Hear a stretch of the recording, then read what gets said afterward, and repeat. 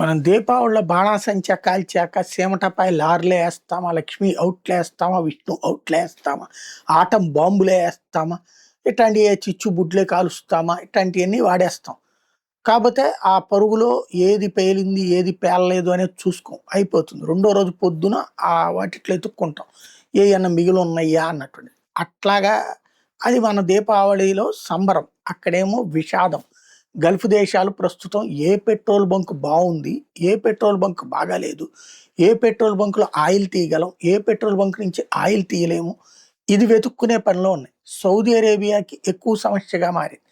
వాస్తవంగా పెద్ద damage Saudi అరేబియాకి జరగలేదు, అతి పెద్ద డ్యామేజ్ జరిగింది దుబాయ్కి. కానీ దుబాయ్కి జరిగింది ప్రైవేట్ ప్రాపర్టీస్ విధ్వంసం అయితే, సౌదీ అరేబియాకి ప్రభుత్వ ప్రాపర్టీస్కి సంబంధించిన విధ్వంసం జరిగింది. పైప్ లైన్ల ద్వారా కొంత దూర ప్రాంతానికి తీసుకెళ్లి ఎర్ర సముద్రం నుంచి ఆయిల్ పంపించేటటువంటి ప్లేస్ని నిన్న దెబ్బ కొట్టినటువంటి సిచ్యుయేషన్లో ఇప్పుడు సౌదీ అరేబియా తన కార్యకలాపాలను తాత్కాలికంగా నిలిపివేస్తూ మొత్తం చెక్ చేసుకున్నాక క్లారిటీ ఇస్తాం, ఎలా ముందుకెళ్తాం అన్నది చెప్తోంది.